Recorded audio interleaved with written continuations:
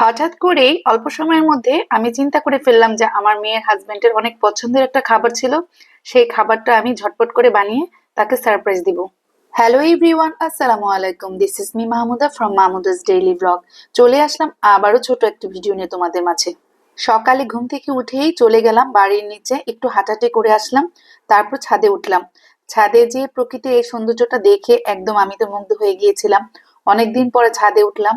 আর এদিকে দেখো সরিষা ফুল কি সুন্দর ফুটে আছে। তার মধ্যে আমি দেখছিলাম যে মৌমাছি কি সুন্দর করে তার মধু সংগ্রহ করছে। তারপর উপরে ছাদে থেকে যখন নিচে নামছিলাম, নামার সময় আমাদের নিচের একটা ফ্ল্যাটের বাইরের সাইডটা, দরজার বাইরে এরকম সুন্দর করে কিছু সিনারি ড্রয়িং করে রেখে দিয়েছিল। এগুলো কিন্তু নিজের হাতেই তৈরি করেছে, দেখেই বোঝা যাচ্ছে। তারপর বাসায় এসে ফ্রেশ হয়ে নাস্তা করে কিচেন রুমে চলে গেলাম। দুপুরে রান্নাটা তো সেরে নিতেই হবে।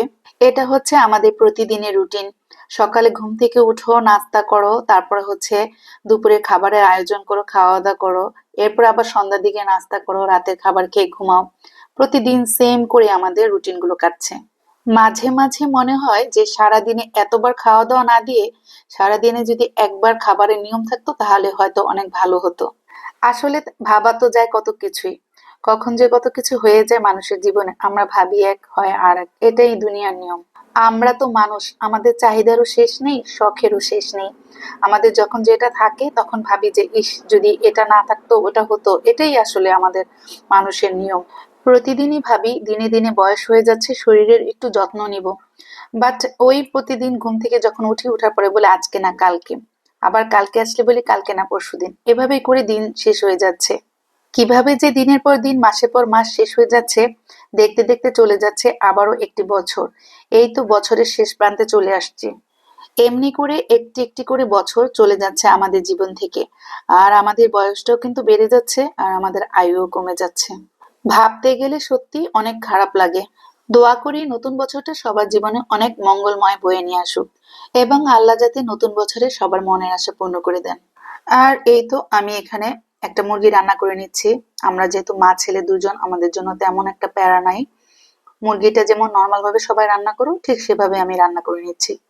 আর আমি এখন তোমাদের সাথে একটা জিনিস শেয়ার করছি। জানি না তোমাদেরও কি এমন হয় নাকি। ইদানিং আমার সাথে এমন হচ্ছে, আমি যেই রান্নাটাই করি না কেন, আজকে রান্না করলে কালকে আর ওইটা ফ্রিজ থেকে বের করলে ওই তরকারিটা ভালো লাগে না। আর বিশেষ করে মুরগি কেন যেন একদম গন্ধ গন্ধ লাগে, হাড্ডিগুলোর মধ্যে গন্ধ একটা ভাব চলে আসে। তোমাদের সাথেও কেমন হয়? তারপর ওই যে প্রথমেই বললাম যে আজকে আমি আমার মেয়ের হাজবেন্ডকে হঠাৎ করে সারপ্রাইজ দিব। অল্প সময়ের মধ্যে কিন্তু এই চাপড়ি ভর্তা এগুলো বানানো যায় না। কিন্তু আমার মনে হলো যে আমি আজকে ওকে করে খাওয়াবো। সাথে সাথেই বাজার থেকে চালের গুঁড়া কিনে নিয়ে আসলাম। সেটাকে আমি আমার মতো করে প্রসেসিং করে তারপরে চাপড়ি বানালাম, আর সাথে সাথে একটা ঝটপট করে ভর্তা বানিয়ে ফেললাম। তবে এত অল্প সময়ের মধ্যে এটা করেছি কেউ বুঝতে পারেনি, সবাই দেখে অবাক হয়েছে, এবং আমার মেয়ের হাজবেন্ড তো অনেক বেশি পছন্দ করে, এটা খুবই খুশি হয়েছে। আর খেয়েও সবাই অনেক প্রশংসা করেছিল যে অনেক মজা লেগেছে, শীতের মধ্যে এই চাপড়ি ভর্তা খেতে ভালোই লেগেছিল। তারপর আমরা ভর্তা আর চাপড়ি খাওয়ার পরে তো অবশ্যই একটু চা খাবো। সবাই মিলে চা খাচ্ছিলাম।